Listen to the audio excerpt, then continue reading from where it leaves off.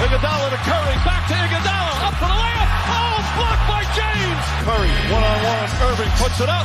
It's good. Kyrie Irving from downtown. The three, steps back, crossover, puts up a three. Rebound James. Seconds. It's over. It's over. Cleveland is a city of champions once again. The Cavaliers are NBA champions. Cleveland, this is for you.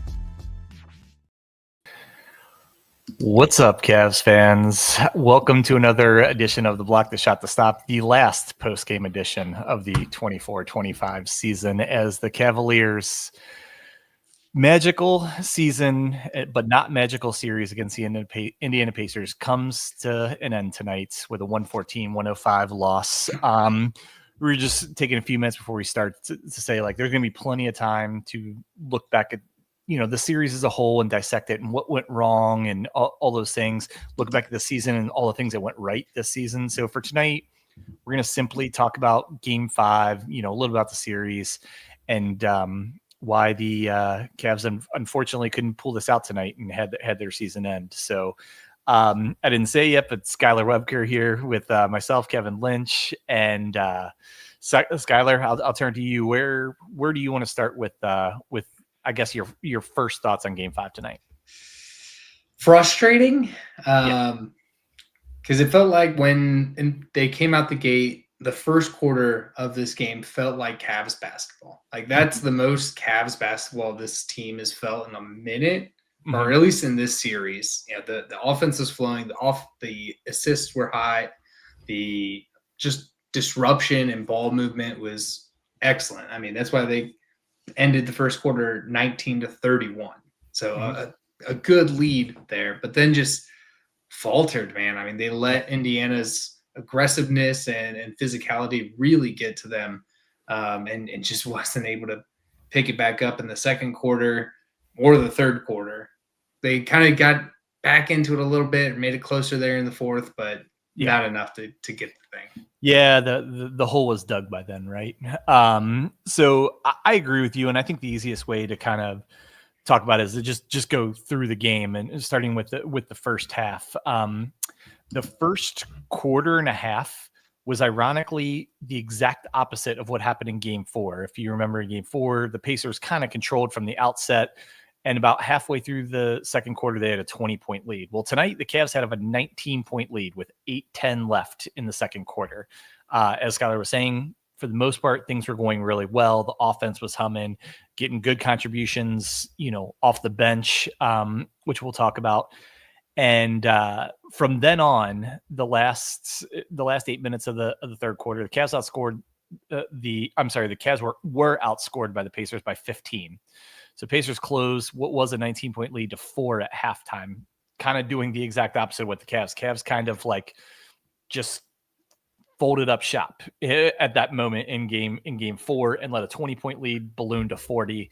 The Pacers did the opposite. They responded to the adversity and kind of came almost all the way back to close it to a 4-point game, which is obviously very manageable at halftime.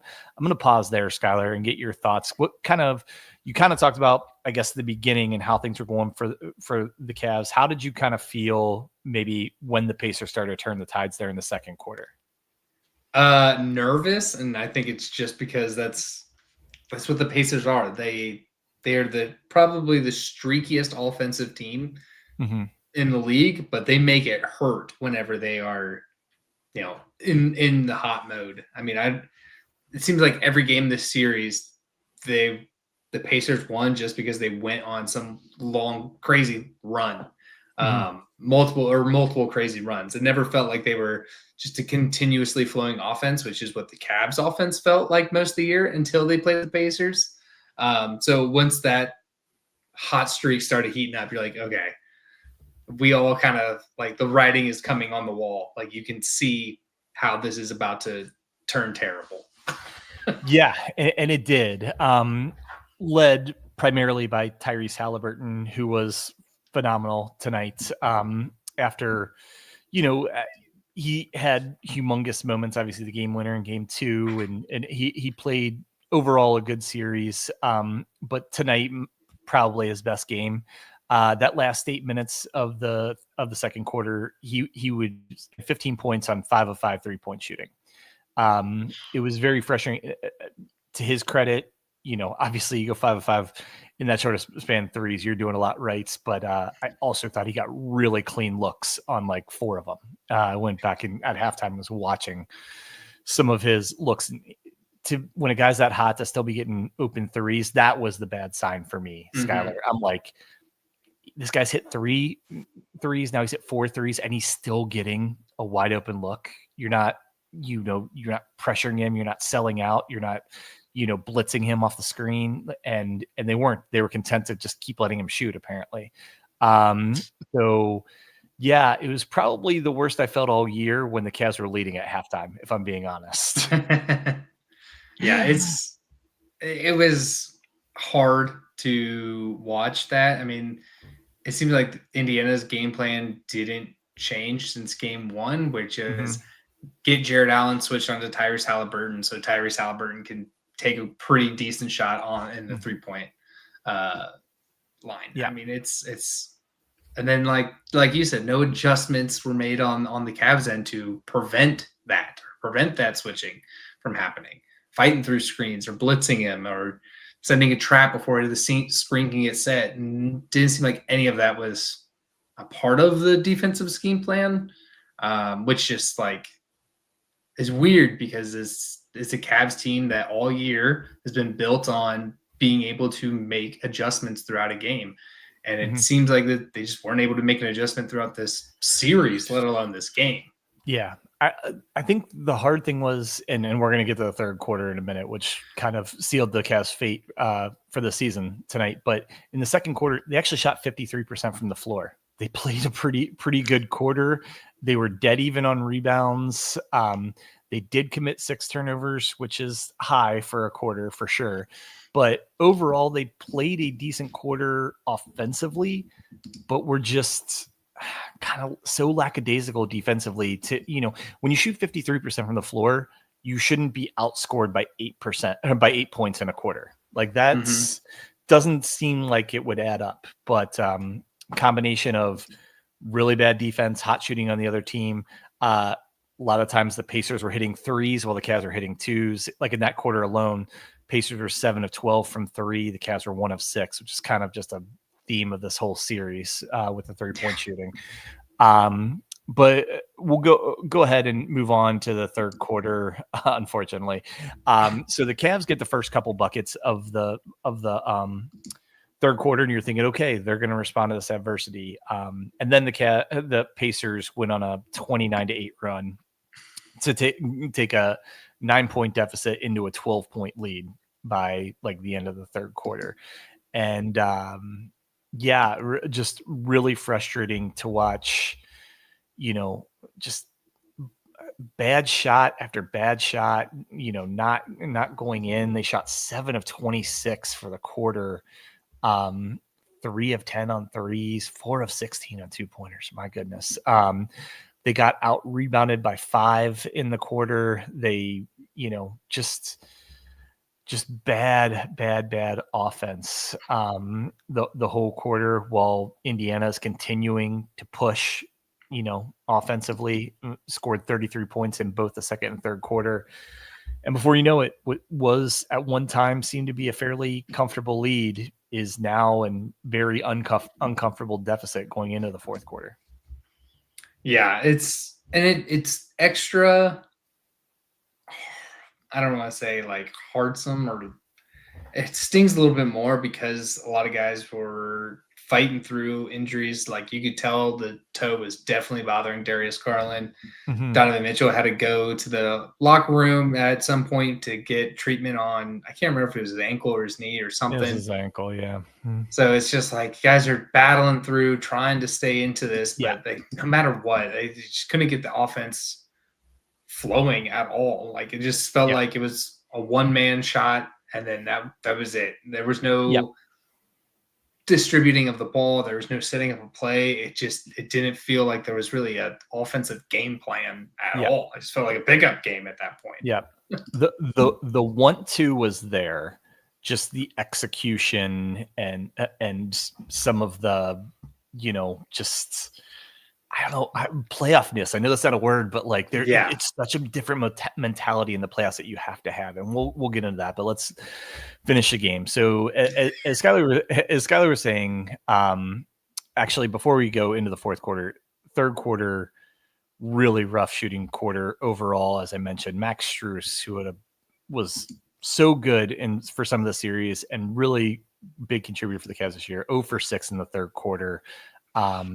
Really had a tough go of it tonight, but he wasn't the only one. Mitchell was 1 for 5 in that quarter. Darius Garland was 1 for 4, just kind of all over the place. But then we go into the fourth quarter, and to the Cavs' credit, they rally. They go from a 9-point deficit to by 3 minutes into the third quarter, it's a 1-point game. They're doing everything they can to rally, and it wasn't pretty, but it was. And so then they get into a close game. It's going back and forth till about the 4-minute mark, and then the stretch seals their fates. They go from 4.5 minutes to 2.5 minutes in this 2-minute stretch. They go 0 for 5. The Pacers go 2 for 4 plus 3 for 3 on free throws, make a 1-point game, a 9-point game with 2.5 minutes left. And frankly, even though the Cavs rallied one more time, it's kind of lights out when they did that. So I mean, I guess I'll just finish and then I'll turn to you for your thoughts. The Cavs did close it to a 3-point game with a minute and a half left, and then the Pacers scored, went on an 8-2 run to finish the game and won comfortably. So Skylar, like, I guess your thoughts on the fourth quarter. We'll try and be a little bit positive. Like, what did you like when the Cavs actually were rallying there, and then what do you think ultimately kind of did them in? I like the offense seemed to get back in rhythm, and especially with the secondary unit, which is something we really didn't see all series. Felt like the bench was non-existent all series. But yeah, good contributions there from Hunter and Ty Jerome, who got, good quality minutes after, quite frankly, being pretty putrid this series. To have him come in, and he was really the one to start this comeback or start this rally. The thing that we talked about all year, being that spark off the bench, really showed it, but just like you said, wasn't able to execute, hit enough shots. But one question I have for you, so we know that Donovan Mitchell needs corrective lenses, but doesn't play with contacts. Does it infuriate you when he misses free throws, especially those 3 free throws that he had at the end of the game to tie the game, essentially? I honestly don't think of that when it's the free throws. When it was the free throws, missing free throws, the first thing when you're that good a shooter, you're a world-class shooter like Donovan Mitchell, missing free throws is often lack of concentration. And I don't know if it was that. Fatigue can play a role in it. Absolutely, he's absolutely fatigued.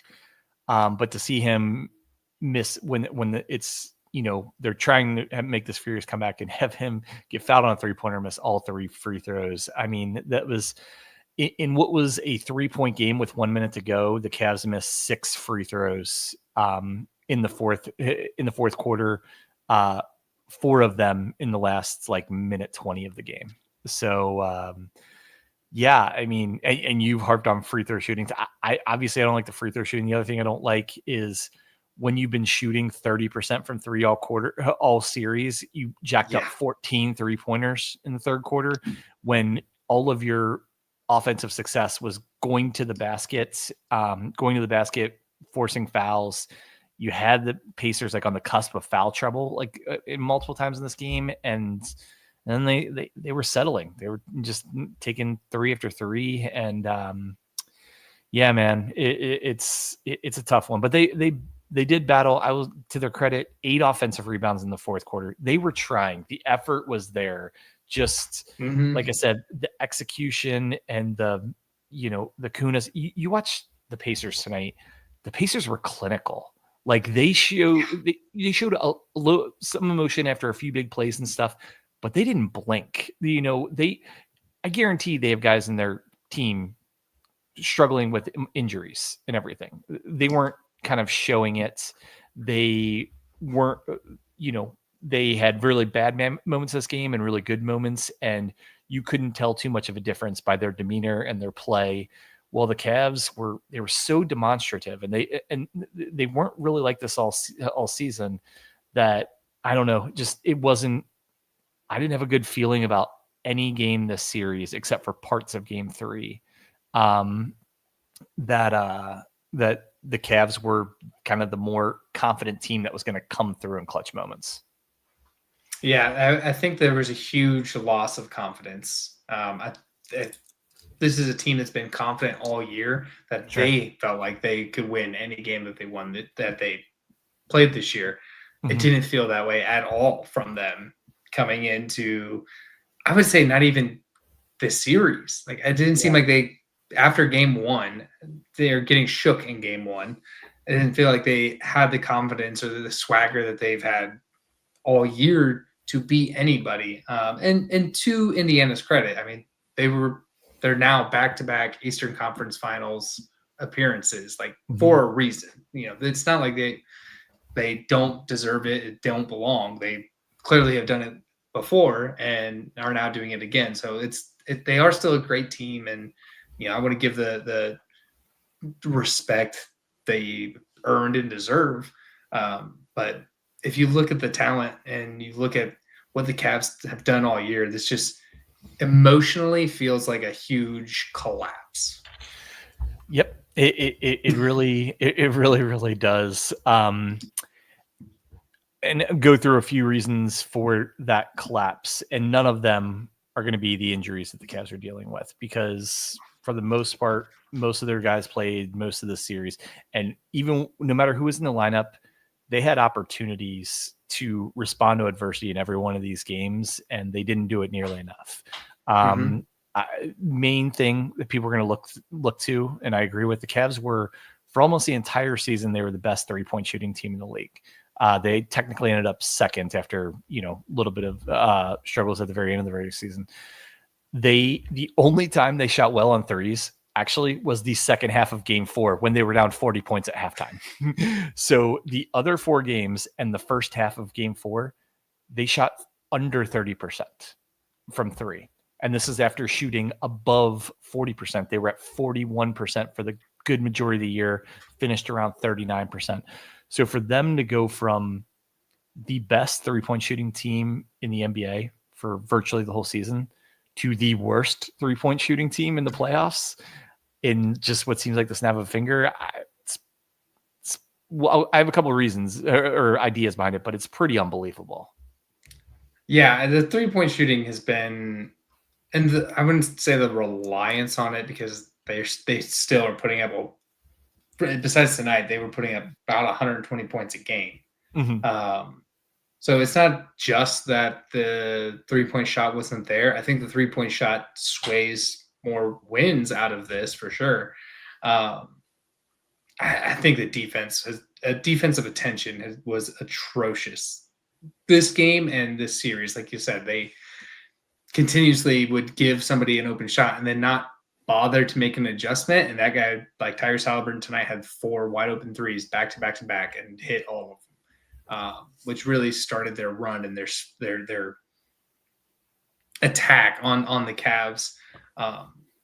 So I think the defensive attention has been horrible this series, and we kind of knew going into the series like this would be a tough matchup, but I don't think any of us expected this tough.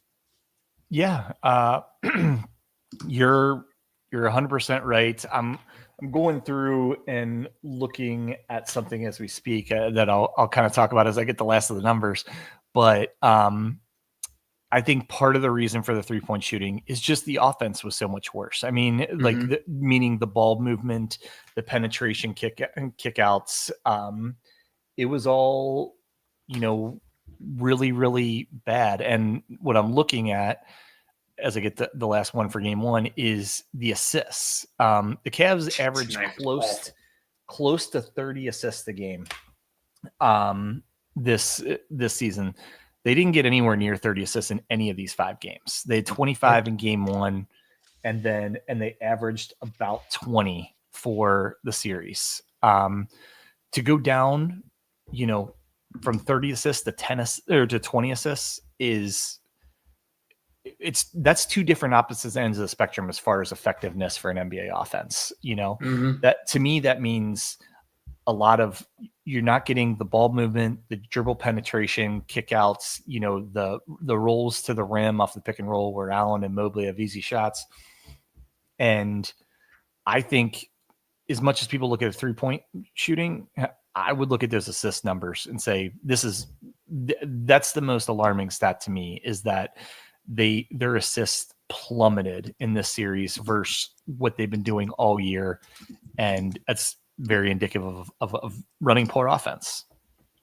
Yeah. I mean, they had 10 assists tonight, which that's almost hard to do in an NBA league. I'm also want to look up their free throws attempts. I'll double check this. I'm not sure about game 4 because it ended so so early, but I'm pretty sure the Cavs shot more free throws in every game this series. So anybody that wants to go start blaming refs, I'll stop you right there. Cavs shot more free throws in every game this series. Several games they had close to double the amount of free throws that Indiana did. Well, I want to know what was their average on the season for free throw attempts. It was low 20s. It was definitely up in this series from what it was. Okay. I mean, that was their best offense. That was their best offense, is just getting fouled. Game 4, as bad as it was, the Cavs shot twice as many free throws as the Pacers did. Tonight, it was almost the same story. If it wasn't for the free throw line, the Cavs would have been blown out. The series would have long been over. And I mean, tonight, 37 attempts to 22 for the Pacers. That was their best offense. And unfortunately, tonight they only hit 70% of them, which isn't the worst percentage in the world, but the Cavs should be a very good free throw shooting team, especially when Mitchell's shooting the majority of them. Yeah. So that's the point I wanted to get to. Is it felt like they took more attempts this series, but especially maybe in the crunch time or the clutch time of games, not able to convert. And I wonder how much of that was the Pacers game plan, because we've said it all season that hey, the free throw shooting here is not great. It wasn't great all season. And I wonder if the Pacers said, let's do that. Let's get them to the line to prevent an offense from getting set up and distributing, and take our risk there, knowing that percentage wise that this might be the Cavs' weakness. Yeah. But the thing is, you can't look at percentages, because if you look at free throw percentages, you would think this team's a really good free throw shooter. Guys that are shooting a lot of them, Darius Garland, 88%, Ty Jerome, 87%, Donovan Mitchell and Max Strus are 82, 83, same with DeAndre Hunter. Even the big guys, Mobley is a 73%, Allen was a 72%, and he was actually even better than that in the playoffs. This team shoots well on free throws overall and misses the most important ones. That was even happening in the regular season, where it seemed like one of these guys I just mentioned that's an 80-something% free throw shooter would go to the line with the game on line and miss 2. Where tonight, Mitchell misses 3 in a row when they have a decent chance to, they could have closed from a 6 to a 3-point deficit with plenty of time left to close that. And he misses 3 in a row, and then Mobley gets fouled the next time and only makes 1 out of 2. This team, and that's kind of where I get back to being a playoff dude. If you're a playoff dude, you walk up and it doesn't matter what your percentage of free throw is, you go knock them down. No holds bar. If you're not a playoff dude, you walk up to the line as a 90% free throw shooter and you miss 2. And even, and I just mentioned Mitchell, even with his struggles tonight, Donovan Mitchell is a playoff performer. I have no doubt about that, despite like his, rough shooting percentage tonight. The guy shows up and rises to the moment, and he is a playoff. He's a playoff dude. I don't know if the Cavs have another one on their roster right now.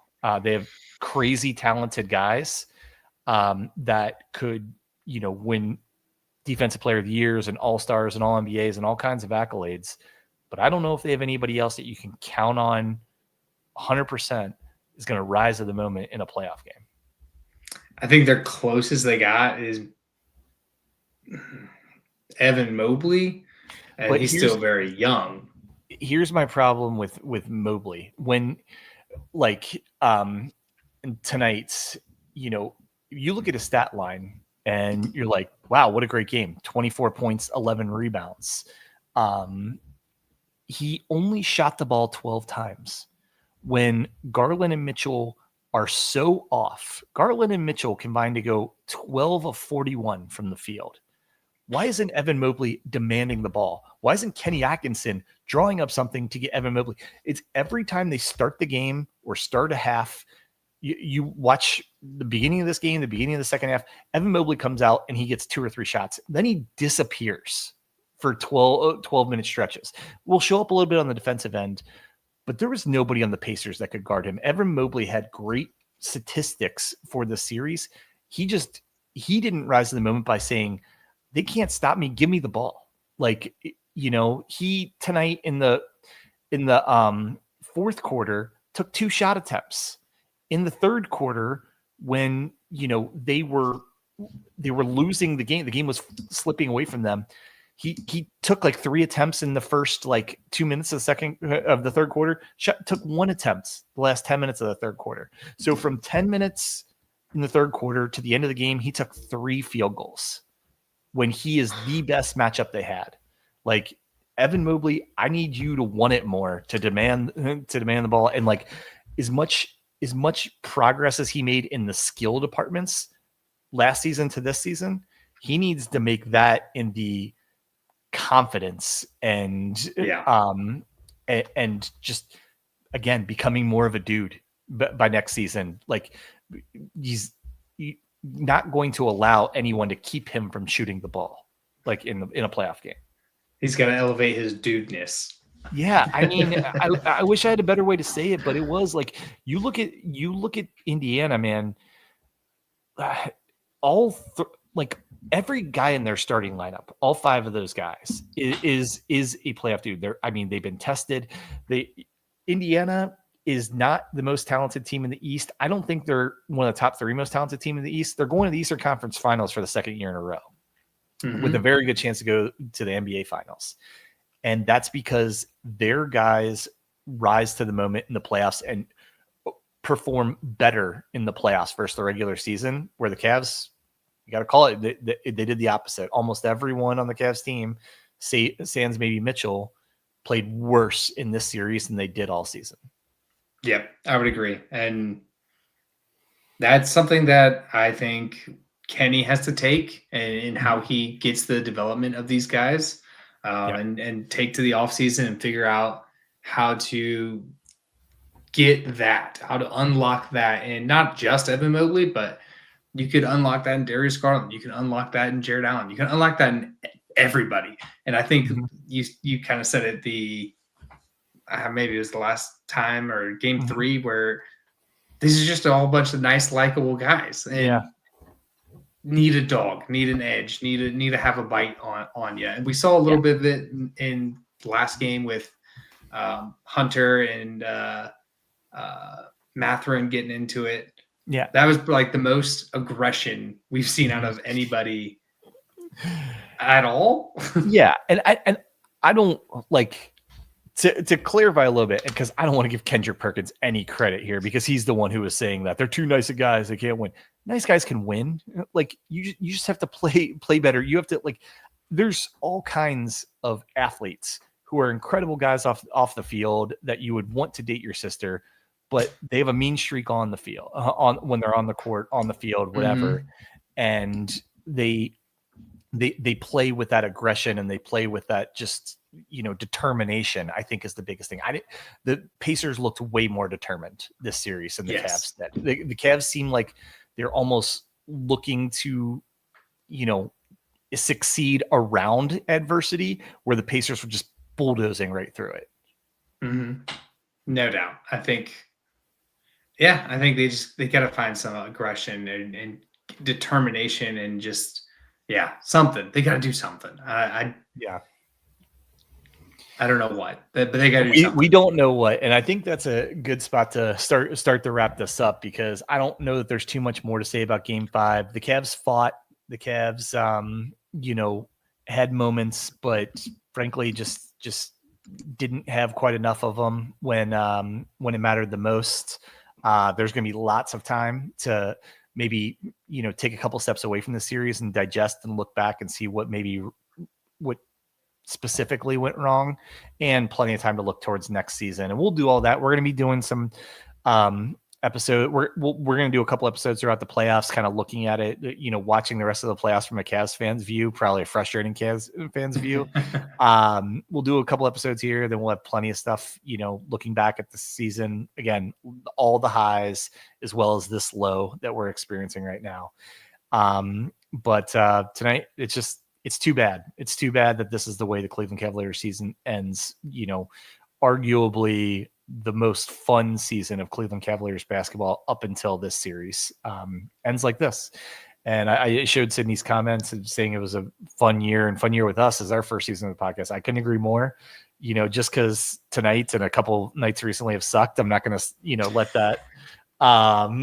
that deter, what has been a really fun series. And I don't know, Skylar, you have any thoughts on our last post-game episode before we kind of wrap up and then move on to some other content that we'll do here in the near future? Just sad that this is how it ended, but it has been a great season. It's been a great first season doing this with you and Tim, and so much fun. A lot of, just fun. But wish it ended on better terms. Bittersweet.